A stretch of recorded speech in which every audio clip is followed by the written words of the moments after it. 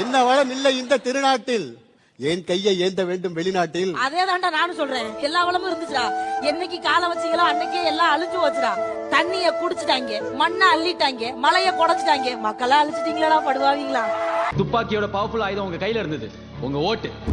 நான் போட்டி போட்ட அதே எலெக்ஷன்ல தான் அவரு நின்னாரு. படிச்ச ஆளு, படிச்சுட்டு இருக்கிற வேலையை விட்டு ஏதாவது மாத்த முடியாதுன்னு சுயேட்சையா நின்னாரு. யாருக்கா தெரியுமா? காலத்துலலாம் பள்ளிக்கூடத்தை அரசாங்கம் நடத்துச்சு, ஒயின் ஷாப்பை பிரைவேட் நடத்துச்சு. இப்ப பிரைவேட்ட பள்ளிக்கூடத்தை நடத்துது, அரசாங்கம் ஒயின் ஷாப்பை நடத்துது. கேட்டா நம்மள லூசும்பாங்க. இது எதுக்கு நமக்கு? தமிழ்நாட்டுல ஒவ்வொரு தேர்தலையும் ஒவ்வொரு தொகுதியிலையும் ஏதாவது மாத்திரலான்னு சுயேட்சையா அத்தனை பேர் நிக்கிறாங்க. யாராவது திரும்பி பாக்குறோமா?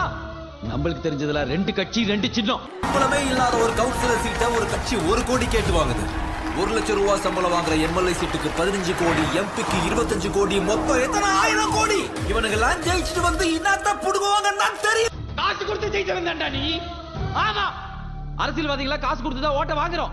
ஆனா அந்த காசுக்கு ஓட்ட விக்கிறது யாரு? காசு கொடுக்குற நாங்க கெட்டவங்கனா அத வாங்குற நீங்க. எங்களுக்கு தேவை பதவி, பதவிக்கு தேவை ஓட்டு, ஓட்டுக்கு தேவை காசு. அந்த காசு கொடுத்தா நீ ஓட்டு போட போற. காசு கொடுத்தோன்னு வாங்கிட்டீங்களா? பூரா பையிலும் உரிமையை வித்துட்டீங்களா? முதல்ல திருந்துங்கடா, அப்புறமா திருத்தலாம். அடுத்த தலைமுறை பிள்ளைகளின் வாழ்க்கைக்காக ஓட்டு பாருங்க, ஓட்ட அப்புறம் பாருங்க. அன்பார்ந்த வாக்காளர் பெருமக்களே, பார்த்து ஓட்டு போடுங்க. தயவுசெய்து சிந்திச்சு ஓட்டு போடுங்க.